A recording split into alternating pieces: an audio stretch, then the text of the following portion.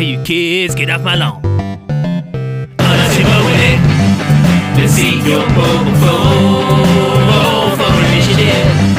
Do as I say. What's up, a frowny face? Go out and play. Just like your parents did. Just like your parents did. As if your parents did. Hello and welcome to First Gen Gamers. I am solo host Jed. Ashley is not with us today, but with me is a special guest. I have been a guest on one of his podcasts, Podcasters Assemble, and he has another podcast, the Super Switch Club. That's right. Maybe more. I'm not entirely. I lose track. I know you have a few, and I met you through Steven's Discord, and Steven had like Steven and I kind of have that in common. We've been on a few different we have a few different projects we're juggling at any given time, so I understand. Erik Slader, everyone, welcome. Thanks for having me, man. I really enjoyed the episodes I listened to of your show. You did a couple episodes that really got my interest on the Nintendo consoles, the best and worst of.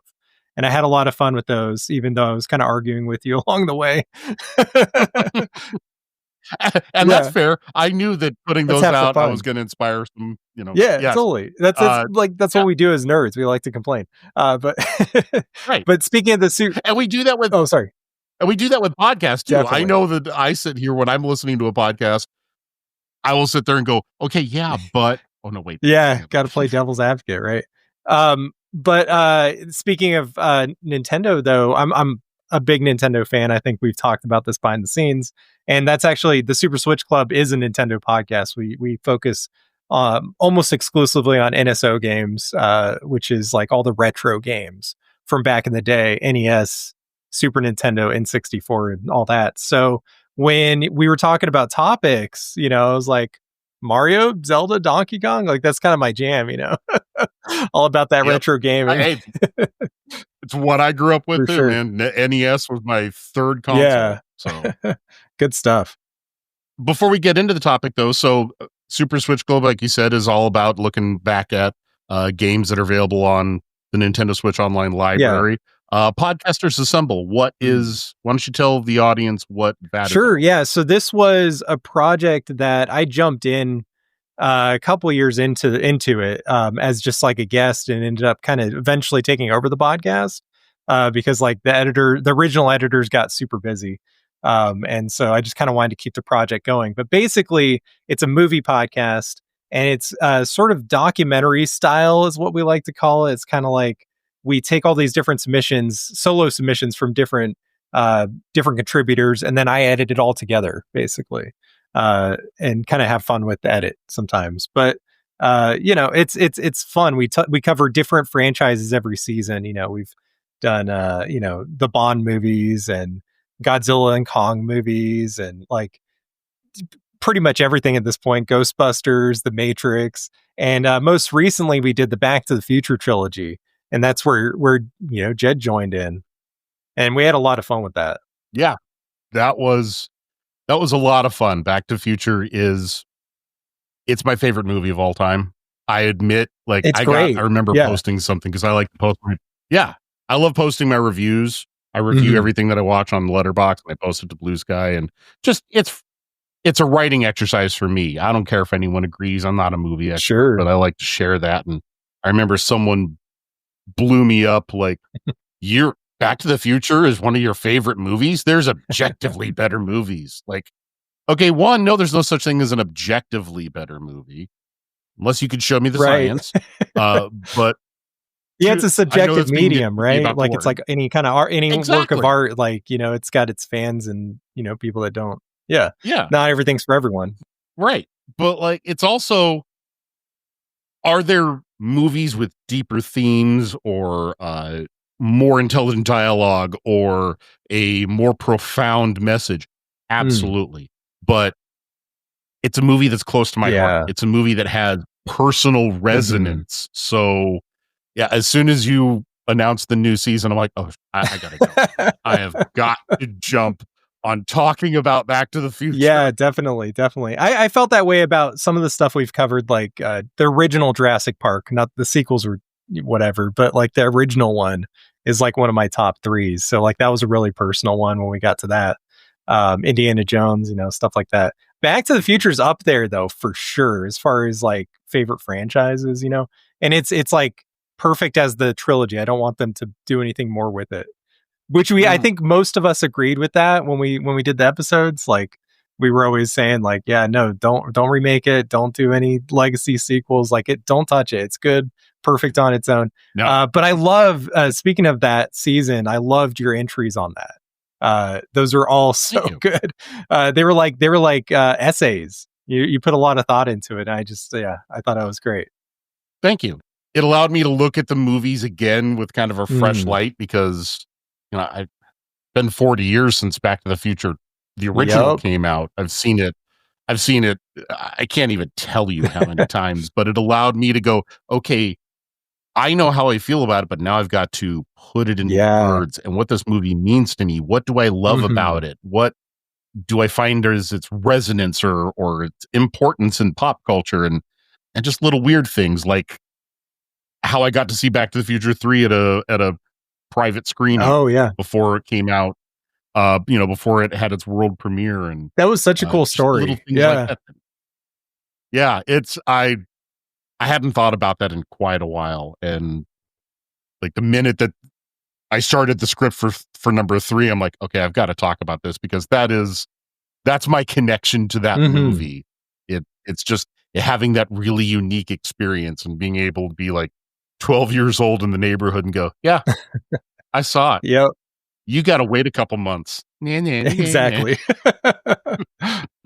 So good. I got to ask, horror.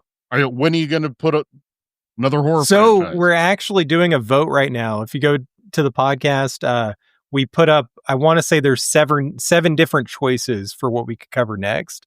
And so what we do between seasons is we do these disassembled episodes, which are just regular podcast episodes. We do random movies here and there, and every year we try to do like a vote and like have like the internet decide what we're watching next for those. So we've got a few different horror choices in the works right now for Halloween. So, but yeah, I'm definitely a horror fan. I think I've been over on Horror Ramblings a couple times with Steven. So, like definitely share that in common. But we haven't done a full like season on something yet. However, we're considering doing the Terminator next year.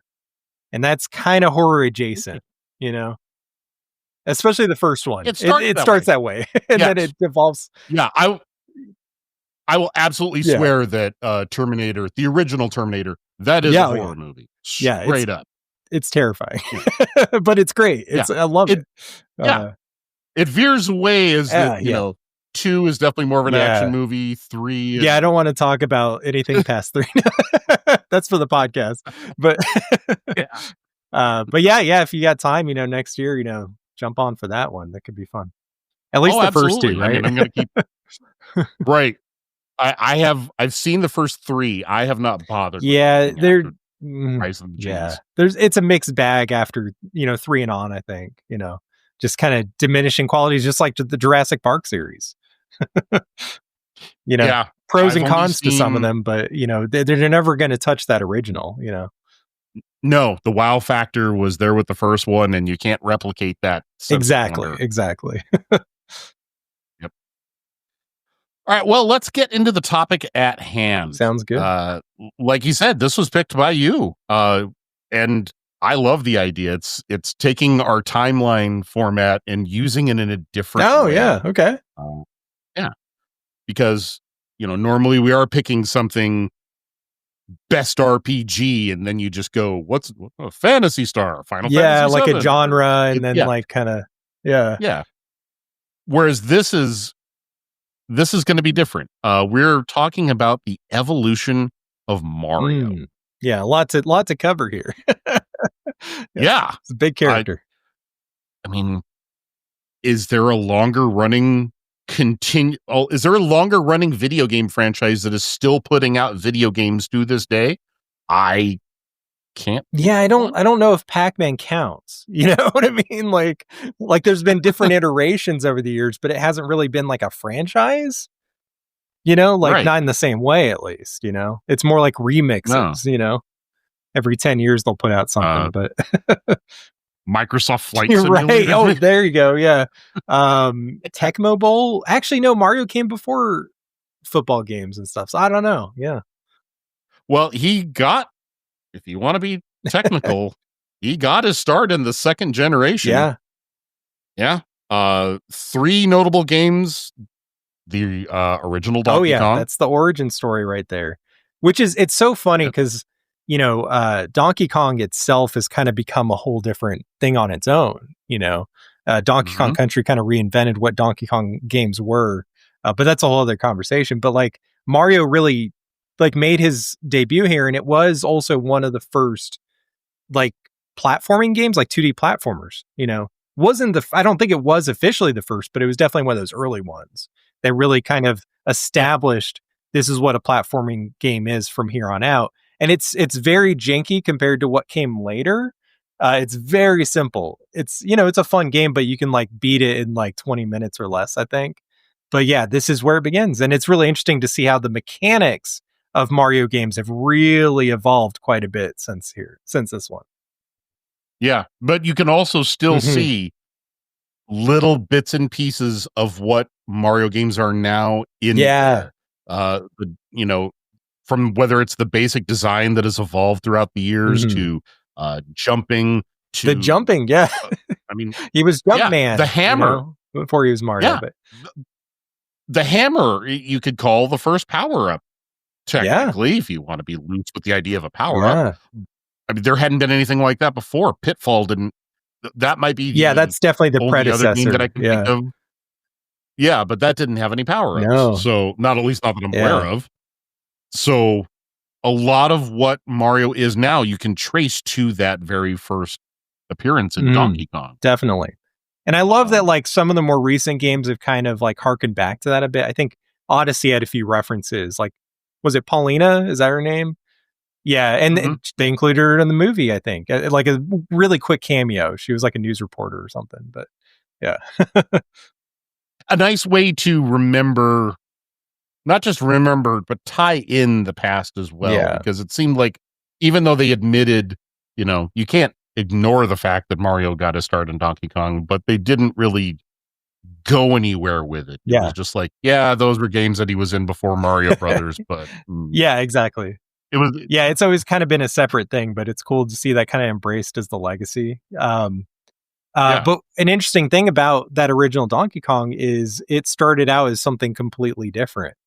It was, I think, going to be a Popeye game or something originally. And Shigeru Miyamoto had to change it when they lost the rights. And it's so fascinating that we got this cultural phenomenon out of that.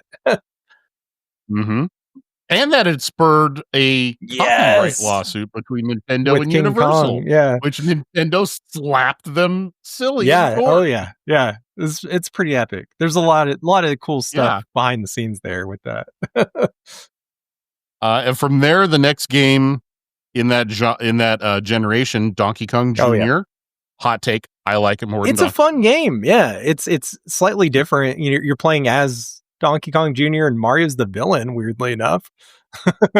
Yes. Yeah. The only game that I'm aware of where Mario is the villain, and which it would be, I'm not saying I want him to go in a full mustache twirling, tie the damsel to the train tracks mode, but I wouldn't mind seeing a little bit more, Mario in a different light. Yeah, definitely. And then their first game that was actually a Mario game, not Donkey Kong. Mario. Yeah, the original Mario Brothers, not to be confused with Super Mario Brothers. Everyone knows that one. But this was like a one-screen game. It was like just a basic arcade game, right? You had these like little turtles and different creatures coming out of the pipes, and you had to, kill them. I don't think you could even jump on them, right? Like you had to jump under them. That's what it was. Yeah, you had like as they were walking on the floor, you had to jump up and you hit the floor underneath and flip them upside down, and then you had to go up to them and kick. Yeah, if anyone's ever played Mario Brothers 3 on 2-player, you can actually play this as like a mini game in that game.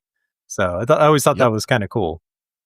But yeah, pretty straightforward game though. But it is, I think, sort of an improvement on the original Donkey Kong game, like the mechanics and everything. Like they're really starting to kind of understand, like, you know, how to move this guy around. Yeah. And again, a lot of less clunky seeds planted for the future. Pipes are in there. Turtle, the Koopas, I guess, right? Yeah, they don't call them Koopas that I'm aware of, but they're Koopa. They're proto Koopas. We also get Luigi in that game, so I think that's the first appearance of Luigi. Was Wrecking Crew around this time? I can't remember if that came out in arcades, but that's also an early Mario game. That's not a Mario game. I don't know if it came out in arcades, but I know it came out on. I know it was one of the black box games for the NES, so it was like launch title or shortly thereafter. Yeah, pretty early on. Which, I mean, that's a great segue into the third generation. Hell yeah. Yeah, Wrecking Crew, sort of a Mario game. It's actually, I thought it was fun. You know, it's so outdated at this point, so I can't recommend it to people, but if like you grew up with, you know, the NES and stuff, this was a fun one, like definitely a cool time killer. It's just a basic, I don't know, kind of puzzle game, sort of. I don't even know how to describe it really. It's kind of like Lemmings a little bit, right? Because there's like creatures that you have to like get to go a certain way by doing different things. Well, you have to get them. It's not so much you have to get them to go a certain way as you have to avoid them because they can kill you. So like you need to like, sometimes you need to like trap them and stuff, right? Yeah. So that way you can freely break little tiny brick walls and doors for no established plot. Yeah, exactly. And there's a character in there, I think they call him Spike, but he kind of looks like an early version of Wario. He's sort of like a little antagonist character. So I thought that was kind of interesting. Yeah. I didn't even They make a reference to him in the Mario movie, but that movie references freaking everything from Mario's history. Yeah. Oh yeah. So many Easter eggs. I still haven't seen it somehow, but it's fun.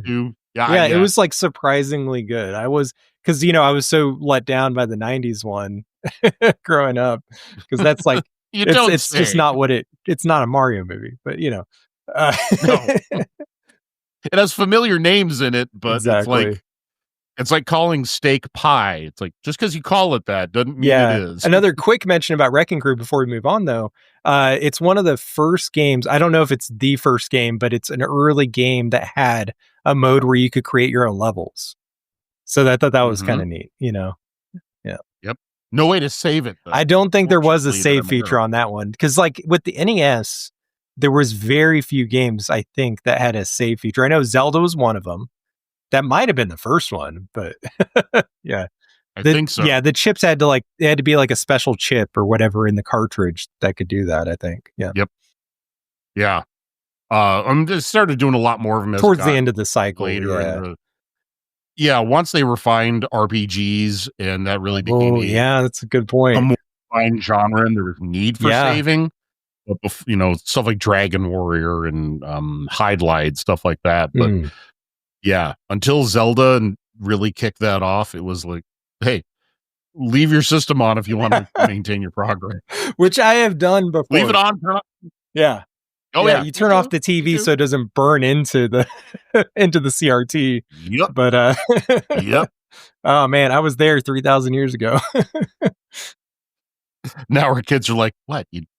You don't have save states? You can't just press home and it's frozen? No, we didn't have a home button. A lot of games these days like save automatically, but I'm still in the habit of like saving as often as possible manually, just in case. You know, I don't trust the autosave.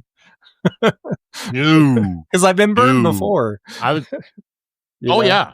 I've been playing Little Kitty Big City, and I do that too. Like it autosaves every time you go into a new area or every time you go into the warp system, and I don't care. I'm still saving that thing. Yeah. Because screw you.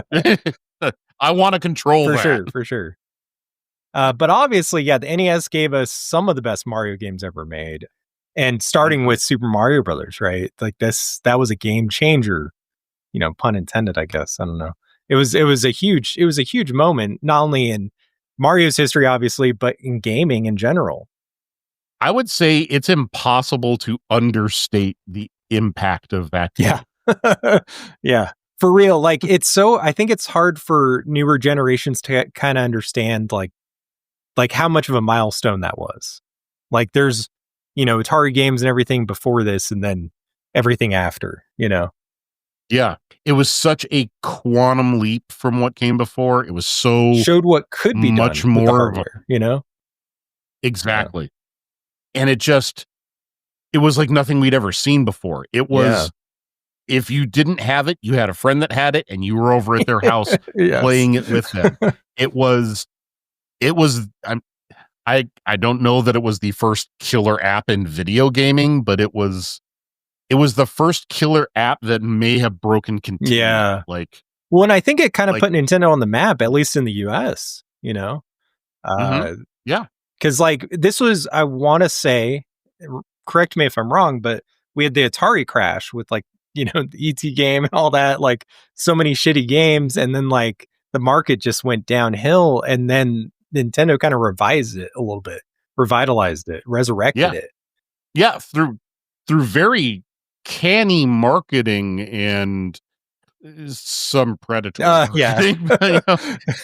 little bit of smart, little bit of which evil. Has always been the case with the company, like even as a fan, like like sometimes they do some shady tactics for sure, Yes.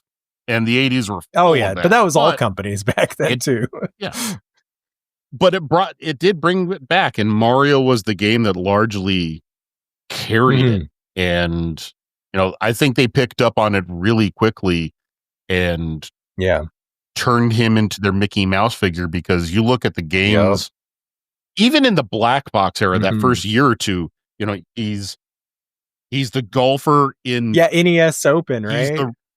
The first golf one. That's right. Golf. That's right. I forgot. Yeah. I mean, he looks more like your Uncle Vito, but he's still very much Mario. Mario from He's Wish. The referee in the black box. Yeah. Tennis. He's the referee in tennis.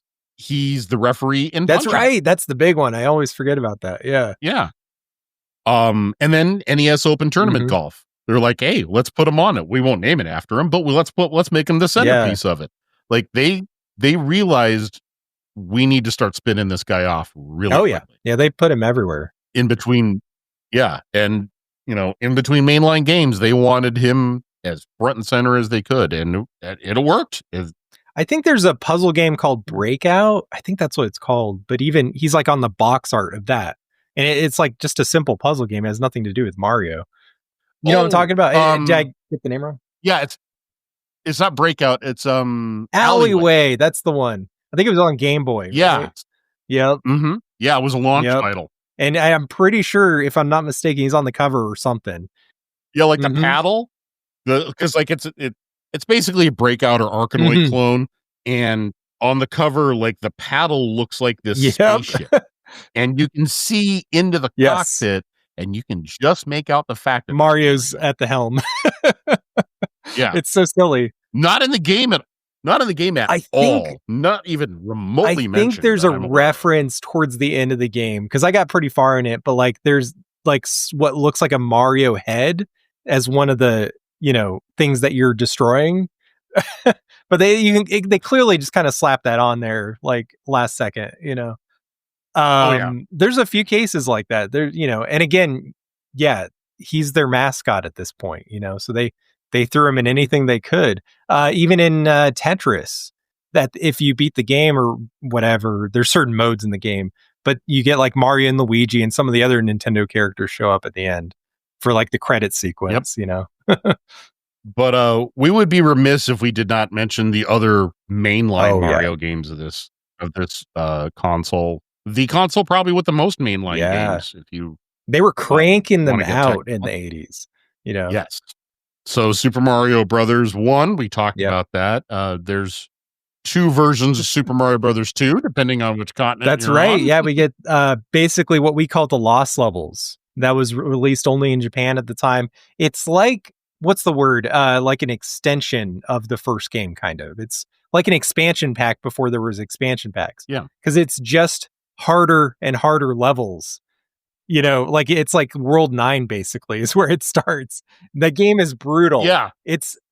I highly recommend it if you love platformers, but it hates you. It's the hardest Mario game, I think. And it's not just it trolls you. It's definitely feels like if it feels like an expansion, just like you said, but it also, just like you said, not only is it feel like World 9, it feels like it picks up on the difficulty level of what World 9 would that's be. What I mean. Like it doesn't start at the beginning again. It starts. It assumes, okay, because you beat 8, we can just escalate. Right. Which games don't really do anymore, but like that was their approach. And I thought it was kind of interesting. There's a reason, though, they decided to do something else for the American market. And thank God for it, because Mario Lost Levels is punishing to a degree where, unless you are just that kind of grindy, get good kind of gamer. Dark Souls. It's 8-bit Dark Souls. I mean, the first screen, like normally in Mario, you start out like you hit the block, you get a mushroom. The first thing in Lost Levels is you hit the block, you get a poison mushroom, and you die. Like, that's how you're introduced to the game. It's nuts. Yeah, it is a game that is, like you said, it trolls. Yeah, it's unforgiving. It trolls the gamer. It's not designed with friendliness in mind. It's designed with you've got to outsmart something that you can't anticipate. Exactly. It's just it's repetition, like a lot of those old NES hard games.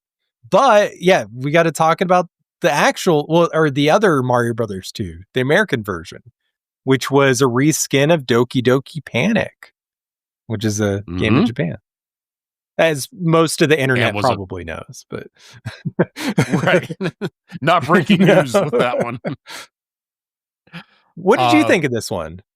I know that at the time, and for a period of time afterwards, especially after 3 and World and 64 came out and everything, 2 was looked at as kind of a black sheep. I loved it. Yeah, me too, man. It's a great game. It's just a weird Mario game. Yeah, it is unusual. The ending really makes you go, why? Yeah. But it got really meta. If there are but it is a comfort game. Absolutely. I know. I love Mario 2. I can beat that game practically blindfolded. And if I don't want to say it's easy. It's more that I know the game so well that I know what to do at any given second. The patterns. So if I just want that thrill of, I can beat a game, it'll take me about 45 minutes. Boom, that's a good one. And just like with the first game, there's warp zones.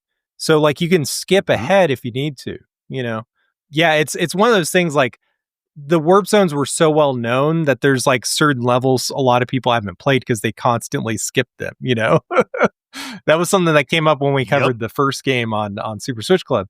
But with the second one, I really liked what they did with the warp zones, because like in the first one, it was just the pipes at the end of the level, right? In the underground levels. In this one, there was sort of a trick to it, because you had to use, it was kind of clever how they did it, but you had to use these, I don't even know what to call them, potions, right?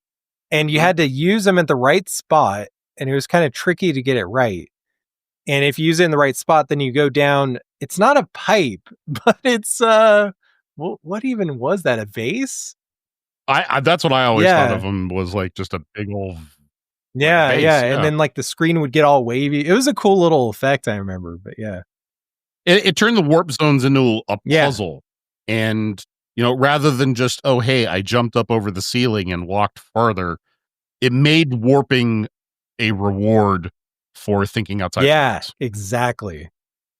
And then part 3, still one of the best Mario games, I think.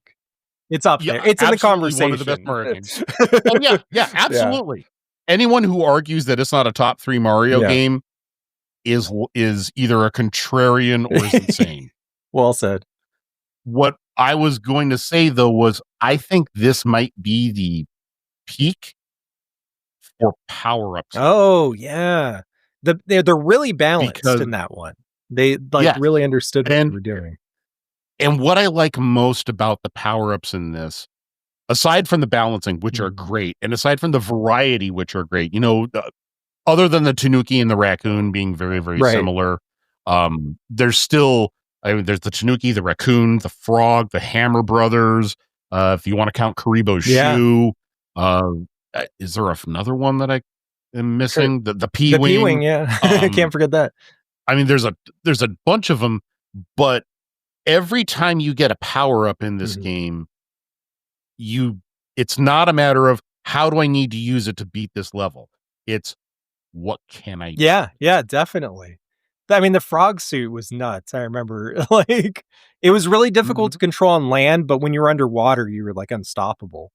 So it was really interesting how they kind of balanced a lot of stuff with that. And you got to remember the first game, there was only a couple power-ups. You had mushrooms, fire flowers, and stars. And I think that was it. Yeah. And all of a sudden this is here's half a dozen. They just, they introduced so much in this game. And it's not just the power-ups, the idea of the different worlds, because the original games, it was the 4 different basic levels you were recycling. This really took it to a whole nother level, 8 worlds, each one was totally unique. You got that basic one, obviously, but then you get into, was it the sand level, the Egyptian kind of themed level? Yep. There's a desert. A water world. There was the big little island or whatever. There's every kind of theme you can think of, ice world. There's a cloud level, stuff like that. And then of course Bowser's Realm, which was so intense, so nuts. And what they did, how they made those worlds so unique, what they were able to do with the power of the NES. Oh yeah. Too. I remember the first time it was cutting edge. Well, I was at a buddy's house and he had gotten to the 4th world, which is the giant. Giant world. Yeah. And the first time I saw a Goomba that filled up a quarter of the screen or whatever, the Goomba's now 3 Marios tall and about 6 Marios wide. It was holy shit, they can do that. Yeah, it was nuts, that game really inspired a lot of they can do that. How did they do that kind of mentality? Definitely. I don't know. There's a lot we could say about that game. There's so much in it. There's so many cool little things. And as far as the lore, they kind of develop a few things there, even introducing the Koopa kids and all that. Princess Peach, which she was called Princess Toadstool back then. She was more of a character, not much, but she actually did a couple things, So yeah, it was interesting. The warp whistles, we got to at least mention those. That was huge. And I remember uncovering those. I was so excited when I discovered those. It was such a big moment because you could choose which world to go to when you had those and stuff. And and they weren't in the same way. You got that first one. That's right. Fortress in World 1, not the last level, but in the middle castle. Yeah. Yes. And it was really hidden. It sets too. You up to you think, had to really know where it was. Yeah. But it sets you up to think because you fly up and over and you walk across the top. So it sets you up to think, okay, warping is going to be just like it was in Mario 1. Okay. It's all going to be in castles. Yeah. They're just hidden all over the game. And there was a lot of secrets. There's so many secrets in this game, a lot of little things. Yeah, it's great, man. I have so much nostalgia for that one. Yeah. Again, that's another game. I mean, I can't rattle off and beat it that, like I can with 2, but that's another game where I enjoy going back to, chip away a couple more levels, just do another run through, but do it at my own pace because it's so replayable, man. Oh yeah, absolutely. And before we move on from NES, I totally forgot to mention some of the puzzle games, Dr. Mario being the big one.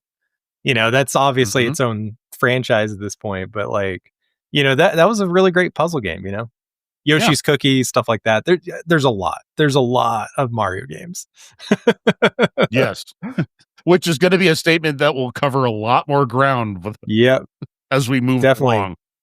Are we jumping into Game Boy next, or are we kind of skipping that? We could touch on it real quick. I had only done the consoles, done the home understandable consoles. Yeah, that's where it's at. God, if we started including all the handhelds, we're bloating. Yeah, we don't have to include everything, but we I do want to mention real quick, on the Game Boy we had Super Mario Land, Super Mario Land 2, 6 golden coins, and then the Wario series started from there, spun off from there. These games, they were great back in the day. They don't hold up at all, in my opinion. They're just like cheaper versions of the mainline games, kind of. They're their own thing. They have unique things in them, but like the mechanics are so weird because like by the time Mario Brothers 3 comes out, like the mechanics are solid. They haven't really changed much since then, like other than power-ups and things. Like as far as the 2D Marios go, like they kind of nailed it, you know. So when you go back to play the Game Boy ones, it feels off. Like there's just something that's not right with it. It feels like a knockoff game. That first one, especially. I've watched I can't remember who the YouTuber was, but I watched a YouTube video recently that was talking about Super Mario Land, and they mentioned that in the programming for it, the reason why that Mario's projectile weapon is a super ball as opposed to a fireball was because they couldn't get the animation for the bouncing of the fireball right, which even the YouTuber at that point goes, okay, but the Super Bowl bounces all over the damn screen. It's like how's Pong. that any better? Yeah, it's so weird. Yeah. It required a whole new way of thinking too, because it shoots down just like the fireball does, but then it bounces up into the sky. So everything you do, if you want to use it as a projectile, you have to like jump and shoot or get within a pixel of the enemy and then shoot. So definitely. And then in Mario Land 2, that was actually, it was pretty great for its time. I don't think it holds up, but what was interesting is it felt like a cheaper version of Super Mario World because it like had kind of similar animation and stuff in it. But what was interesting is, I mean, it was clearly very limited compared to Mario World. Very, very limited. They made the pixels bigger, like the characters bigger. But again, the mechanics are a little weird if you're used to regular Mario games. But because they couldn't do color back then, because this is before Game Boy Color is just black and green or black and white, depending on which version of Game Boy you had, they couldn't do like the different colored mushrooms. So instead of a green mushroom, there would be like a heart for an extra life and stuff like that. And, you know, the fireballs, you couldn't change Mario's colors. So they gave him like a feather in his cap, which is kind of weird. And instead of like the flying thing, they had like bunny ears or whatever. It was interesting. Yeah. A lot of, well, we can't do that. So exactly. Yeah, definitely. You can tell they were working with the limitations. They did a good job considering, but they were very limited with what they were doing with those games. But as far as the lore with those games, you get Daisy is introduced in Mario Land 1 and Wario is introduced in Mario Land 2. So I thought that was kind of interesting. Yep, definitely worth mentioning. Now, as far as the other handheld stuff, I feel like we could kind of skim over that. But I felt like the Game Boy is kind of essential to at least put that in there. Yes, absolutely. So, fourth generation console, some spin-off games to mention I mean, the ones that we can mention real quick that we don't have to go deep into. Mario Paint. Mario Paint. Mario's Time Machine. I did play that back in the day. Same with Mario's Missing. Yep. Mario's these technically aren't on the Super Nintendo, but they're from the same generation. Hotel Mario on the CDI, Mario's Tennis and Mario Clash on the Virtual Boy. Oh yeah. Mario teaches typing on the PC. I played. That's how I learned how to type. Mario taught me. Absolutely crucial side game. Yeah, explains everything. Yoshi's Safari. Oh my god, I forgot about that. I forgot that existed. But I think the key spin-off game here is Mario Kart. Oh yeah, Super Mario Kart for sure. I mean, that's maybe more popular than the mainline series at this point for a lot of people. You know, not everyone, but like people love their Mario Kart, and this is where it started. A lot of people I've talked to aren't fans of this one, but I maybe it's because I grew up with it. I love this game. It's very different from the Mario Kart games that come after, but I had a lot of fun with it. I think it's definitely, there are some games that are a product of their time that if you were of that time, I mean, this goes for all media, really. Yeah. But Super Mario Kart is a product of its time. And if you were there for it, you can go back and you can have fun with it. But if you aren't of the time, it's rough. It's very pixelated and mechanics aren't great. Steering is weird. Balancing is a thing that happens. For sure. Yeah. Well, and it's kind of like they were trying to do a 3D game on a 2D system, you know? Sort of. Like, so it's same with like F-Zero. It's a little bit janky in that way where, you know, it's sort of the illusion of 3D, you know? Yeah. Yep. We should probably mention Super Mario RPG as well. Oh, yeah. I would say that's almost a mainline. Yeah. Like it's more than a spinoff. It's less than a mainline. It's like a odd middle ground, but it's absolutely important to mention. I think it's one of the essential games in Mario's history. You know, it's, as far as RPGs go, and I'm not a huge RPG fan, but there are ones I like a lot, and this is definitely one of them. It's like this, Chrono Trigger, Earthbound to a certain extent, which we're playing on the Super Switch Club again, but you know, I have a love-hate relationship with some of these RPGs, but Mario RPG is phenomenal, I think. And again, maybe it's just because of the time I got to it, you know, at the right age or whatever. It definitely left an impression, and I think they did a good job with the remaster that they recently dropped. So I can tell you, as someone who did not grow up with a Super Nintendo, who is all of my Super Nintendo experience was retro. Oh yeah, wow. I was a Sega guy from that point. Understandable. Also a great system. But I played Super Mario RPG retroactively in the 2000s. Oh, okay. I want to say. Nice. Through totally legal means. Of course. Of course. And I can tell you that even then, mid 2000s, whenever it was, I didn't notice anything wrong with it.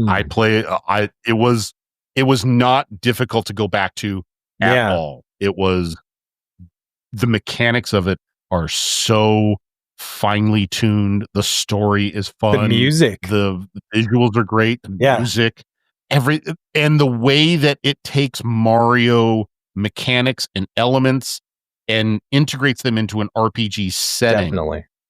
That's what's really so interesting about it, is that if you just put down Mario plus RPG on paper, you go, yeah, it sounds ridiculous, but it works in the best way, you know? Yep. Absolutely. I always kind of wanted, like, Paper Mario is its own thing, and that's fun, but like, I kind of wanted a continuation of this series. I wanted more games like this. And I think it's a little unfortunate that, I guess it was Square, right? Square was involved with this one, and they kind of broke off and went with PlayStation exclusively from here on out. But yeah, it just, we got a glimpse into something that could have been. If only. But I'm glad we got it. You know, it's a great game. I go back to it every couple years, you know? Yeah.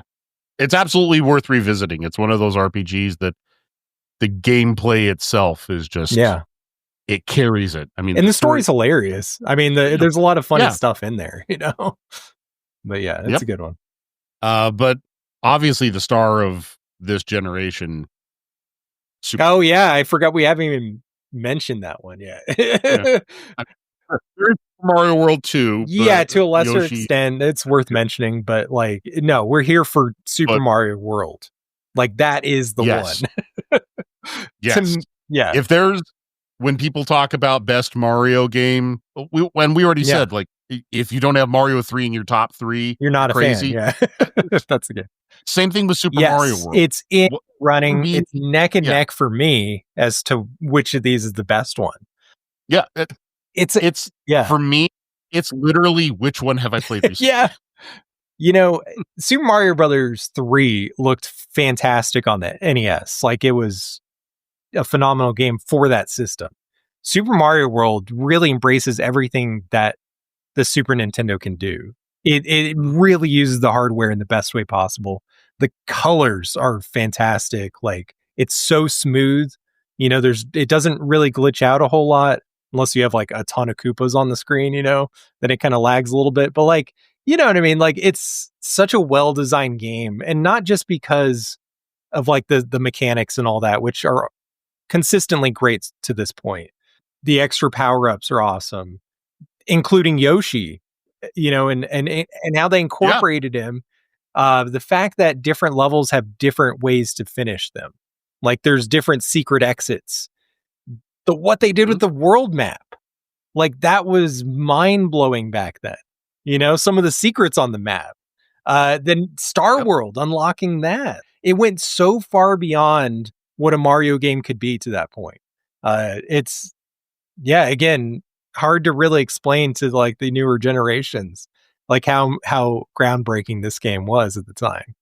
Yeah, I remember I didn't have a Super Nintendo at the time, but I had friends who did, and I remember playing Super Mario World at their house and just going, okay, the Super Mario 3 was amazing, and not that it's like burying Super Mario 3, but it just is doing things that Super Mario 3 couldn't. Yeah.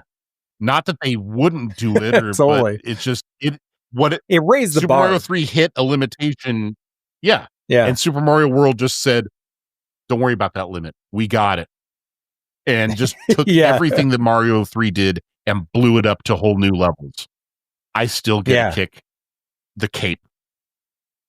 Just getting enough speed and floating through the air. Yeah. Like, it's so pristine. The control of it is so pristine.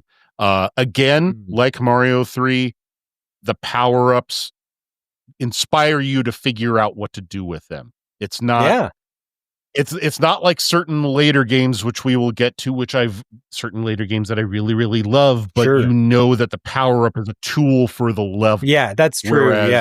Whereas this is, where can I go with this cape? What can I do with this cape?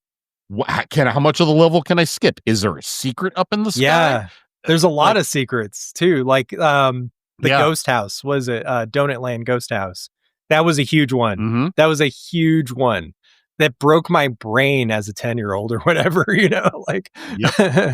But that insidious secret exit where you have to fly, you know exactly what I'm talking ride about. Yoshi and go underneath the exit, but then jump off of him at the right time, sacrificing him.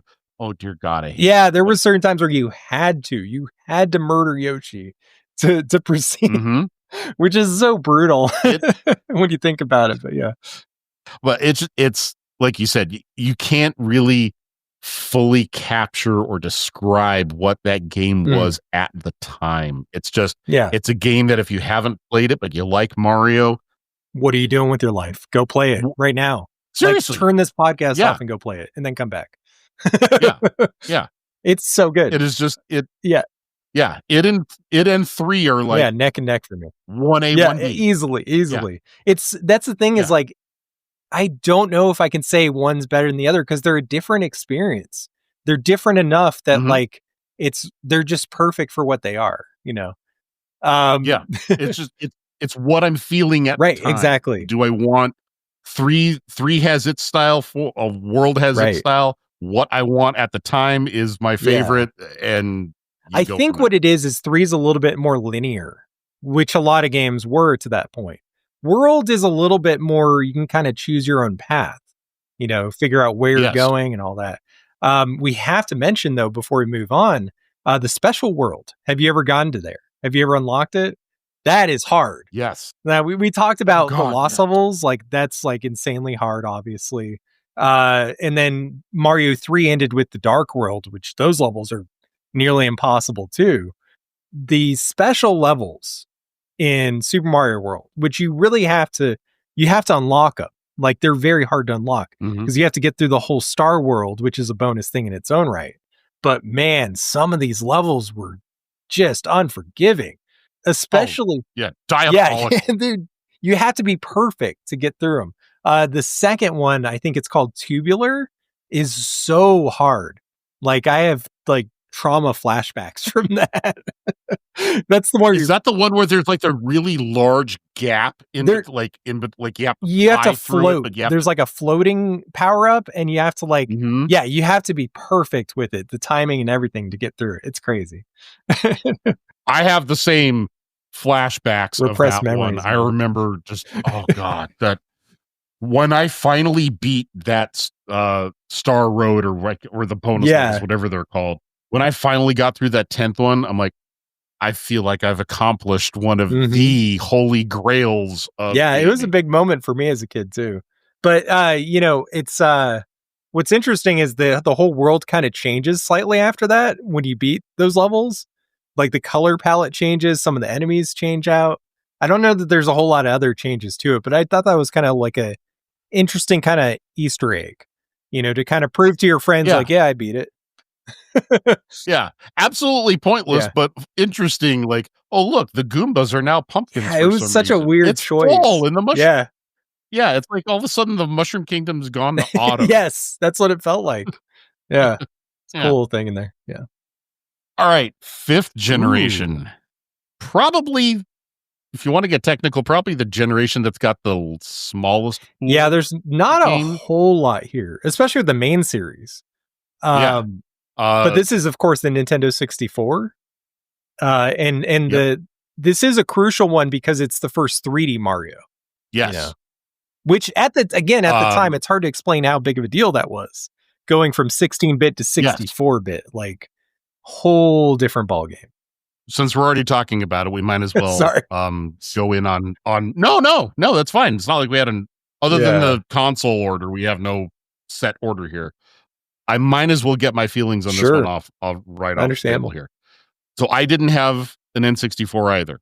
I went with Saturn, and then when I realized that ship had hit the iceberg, I jumped the PlayStation.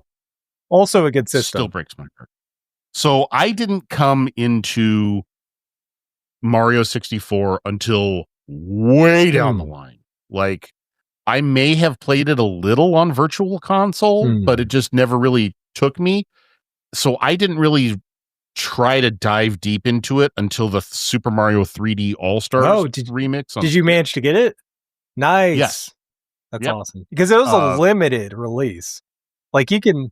As soon as it released, I got it. I was like, once they were like, it's only on sale for 6 months. Yeah, it's so ridiculous. Nintendo always doing shit like that. It's so frustrating.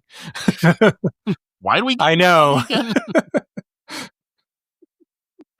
But so that was my first real exposure, first deep exposure to it. And something that I have maintained an opinion of that entire generation. It's not just N64, it's also PlayStation, it's also Saturn. I think that is the hardest generation to go back to. If you haven't experienced a game when it was then, that is the hardest generation to go back to, because that one isn't a quantum leap generation.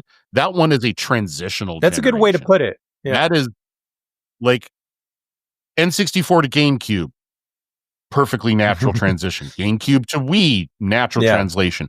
But Super Nintendo to N64, it's like... It feels like we missed a system, Yeah. It's like house cat to tiger.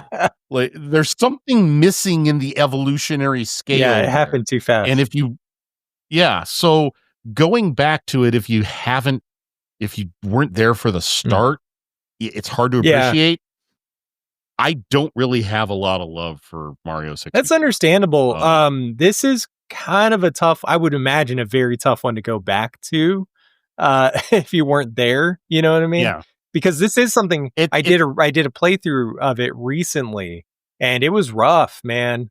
Like 3D games have come a long way. 3D platformers have come a long way. This was one of the first ones. This is like kind of where it starts. It's like this and Spyro, I think, right? There's a few early ones, but like even Mario 64 compared to like the Legend of Zelda Ocarina of Time, Zelda, I think, kind of figured it out by that point. But there was a couple years there where they were still figuring out, like, there's, Mario 64, and then Banjo-Kazooie is like another early one where it's like so clanky. Like, it has its fans for sure, but like, man, the mechanics are so rough at times. The swimming stuff, the camera especially. in both those games. Mario 64 especially has the worst camera in gaming, I think, because it's just broken at times. There's certain parts where the camera is an adversary that you're fighting against, basically, in order to not die, you know? It's a game where I appreciate its foundational aspects. You have to for historical value, but yeah, it's absolutely a necessary game, and it's not that it's a bad game. It's like, I'm gonna make a really weird comparison here. It is like the original Friday the 13th movie. Oh, that's a good one. That's a good poll. Yeah, because like it establishes so much, but it's also not great. Yes, it's like you go back and watch it, and you go, God, there is a lot of slow parts in this movie. There's a lot of dull parts. Wait, who is she? Where did she come? Like, there's a lot of questions and problems with the movie, but if you didn't have that, you wouldn't have the rest of this franchise and the good movies that are in that franchise. Same thing with Mario 64. Like, if you don't have that, you don't get Sunshine, you don't get Galaxy, you don't get Odyssey, but had to start somewhere. Yeah, but those polish the things that in retrospect are really wrong. No, totally. There's a lot of issues with Mario 64. I do enjoy it, I think, purely for nostalgia reasons, if that makes sense, because I played it again, it's one of those games I played at the right time, but like, it is, when I do go back, I'm like, oh, this is not nearly as good as I remember it being. I still have fun with it, but it's like, it's not worth 100%ing. It's not worth getting all 125 stars. Cause like, some of those stars, man, are so hard. I think it's interesting because the game starts out too easy and then it gets way too hard at some points, like early on, you know, and then it gets easy again. So it's like the difficulty level's all over the place. It's not like a linear progression like a lot of the early games. It's just like, it feels like it could have used a couple more, I don't know, minutes in the oven as a metaphor. You know what I mean? Like, it needed a little bit more work, you know, but I get it. They had to put it out, you know, and it's, you know, it is what it is. It's still, like we said, still a game that you got to appreciate, still a game that has its place in history, and I completely understand people who love it. I would never say that it's a bad game. It's just, if you didn't play it at the time, you're not. It's of its time. It's not like Super Mario. Yeah, it's not like Super Mario World where you can go back and go, oh yeah, this thing is chef's kiss, perfection. Yes, you go back to it and you go. I agree, man. I totally agree. It's definitely it's very much of its time, but thankfully, Nintendo did kind of learn from the mistakes with that one. They built off of it. And obviously the 3D games going forward are a lot better. I do think we should mention Mario Kart 64 because to me, that's the one that like really established what that series was going forward. I don't know if you've played much Mario Kart 64. No, I have not. I've seen enough of it to know that, there is a huge difference between Super Mario Kart and Mario Kart 64. Now I haven't played Mario Kart World, the newest one. But to me, Mario Kart 64 still holds up. But again, there is a little bit of tinge of nostalgia there, I have to admit. But it's still, I think, one of my favorite Mario Kart games, as someone who's played most of them. You know, it's like this and maybe Double Dash. The one on the Wii is good too, I guess. But, you know, there's something about Mario Kart 64 in particular, though, out of that franchise that I really enjoyed. You know? Yeah. Other games on here to mention, this is where the Mario Party series. Oh yeah, and there's 3 or 4 for this system alone. I think they put out a lot. They were cranking them out because it was a popular game, I guess. But yeah, those don't hold up super well either.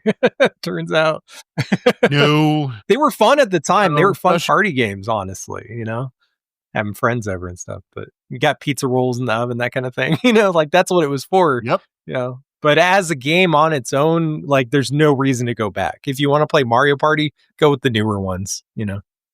Yep, absolutely. They did another iteration of Dr. Mario on here. Yeah, Dr. Mario 64. I mean, not a lot to say about it. It's the Dr. Mario game. Mario sports games really that's when they took off. Yeah, Mario Golf and Mario Tennis, if I'm not mistaken. And what's interesting is Tennis introduced Waluigi, a character that's barely been used since. Like, he kind of shows up occasionally in these team-up games, but that's where he started, weirdly enough. It's such a weird character to me. Like, it's so weird. I like Wario, but Waluigi just felt like that. Maybe it's the name that doesn't quite work for me. I don't know. No, I get what you mean. It's a mouthful of a name. Yeah. And it feels like you just looked at Wario and went, put the Wa on. Yeah. Let's do the Luigi version of Wario. And it feels like if they're going to do that, they might as well do that to the other characters. Just do a whole multiverse, alternate mirrorverse kind of thing, Peach has a Peach has a goatee or something. I don't know. Nice. Like evil Spock. Other weird thing about both Mario Tennis and Mario Golf is, just to touch back on portable systems. Yeah, there were Mario Tennis and Mario Golf games on the Game Boy, the Game Boy Color, but they were RPGs. Yeah, it's the weirdest choice ever. Because I didn't play them back in the day, but they were released on NSO. So I decided to check them out, and I was like completely baffled by some of the decisions in those games. It's like more like Pokemon, kind of, like with tennis in between or golf in between, And at the time, if you used, I can't remember the name of the device, but you could link the Game Boy to the N64, and data from Mario Tennis and Mario Golf Game Boy would integrate into Mario Tennis and Mario Golf N64. That's wild. Yeah. I know what was it? I think there was a thing that plugged in where the Rumble Pack would go, and that's where you put the Game Boy game in, because I had it for Pokemon. Because with Pokemon Stadium, you could like insert your Pokemon from the Game Boy game into the 64 game, and that was like the coolest thing back then. But I didn't realize that they did that with the tennis and golf games. That's interesting. Yeah, I can't remember what the data is that gets shared between the two, but there's something. And interesting idea. I'm not sure who got the idea to bridge the gap between a purely sports title and a sports-based RPG, but credit, it's clever. Yeah, no, totally. I guess we should probably mention Super Smash Brothers. Yeah. That's where this starts. I had forgotten. I think. I do have that on my notes. Yes. Oh, okay. Also, probably not the easiest version of that game to go back to. I think they really kind of figured it out with GameCube. With Melee, I think. Was it Melee or Brawl? I get them mixed up. Whichever one was on GameCube. That was like Melee. That was the one that like really nailed what this game was, and every version since then has just kind of been like a reskin of that a little bit, I think. But this was fun at the time. Like, it was, again, I think it was a great multiplayer game, not so much one player, but yeah, it was really a fun time with friends, I remember. And the commercial is so memorable. Of course. Everyone's all like, they're like in the big Disneyland style costumes, and they're skipping like mascots, and then all of a sudden, right? Yeah, I remember that. Like mascot characters, and all of a sudden, like Yoshi sticks his leg out and trips Mario, and then Luigi like bashes him in the head with a hammer. It goes like full what is it, Three Stooges kind of, but they just start beating the shit out of each other. It was such an eye-catching commercial. You're like, what the? Yeah, I mean, especially because prior to this, Mario was pretty family friendly. Not that fighting games, as far as fighting games go, it's not Mortal Kombat. You know what I mean? Like, it's not that level of violence. But it was just kind of. But seeing the characters that are normally on the same side turning against each other was the clincher. Was like, why is Mario beating up Yoshi? Why is Peach got Luigi in a headlock? Exactly. Yeah, it was awesome. But I love that game included, because the Mario Kart games, they included like Donkey Kong, but then Super Smash Brothers took it a step further and started including like Kirby, certain Pokemon characters, and obviously that trend has continued throughout that franchise to where now you have like Metal Gear Solid characters, or Final Fantasy VII characters and Street Fighter characters. Like, there's so many characters. It's surprising that Master Chief hasn't made an appearance yet. I wouldn't be surprised. Next gen, one. yeah. Yeah, especially with the way Xbox is going and all. I mean, I don't know. That's a whole conversation, but yeah, I could see them making a deal. The only other game to mention on here, real quick, I have never played it, but I know, I mean, it is a franchise that has had its ups and downs. Paper Mario, kind of an offshoot or a reinvention or something. It's an RPG. It is an RPG. So it's kind of like, it's like got the lineage of Super Mario RPG without the style, because everything is done like paper cutout. Yeah. The style of it, I remember it really threw me off at the time, to be honest, but it's actually a fun game. It's nowhere near the level of that first RPG on SNES. But, the Paper Mario games are great. I haven't played a lot of them, but I played this one and I played a couple others. But I never really, I don't think I've beaten any of them. I wasn't quite as invested as some of the other games, I've only played one, which we haven't gotten to yet. So we'll talk about that when we get there. But right now, I think we've exhausted the N64's tiny library. And that is where we're going to end it this week. Eric and I ended up taping for much longer than I thought, over 2.5 hours. And I want to make this more digestible for you. The next episode will pick up where this one left off, with the GameCube era of our favorite Italian plumber. As always, we close out by asking you to take a moment and please share this with your friends on social media, like, review, subscribe on your platform of choice. And if you'd like to be in contact with us, First Gen Gamers Pod on Blue Sky and Instagram, Streets to Jet on Blue Sky for me, and the email is firstgengamerspod@gmail.com. Until next time, everybody.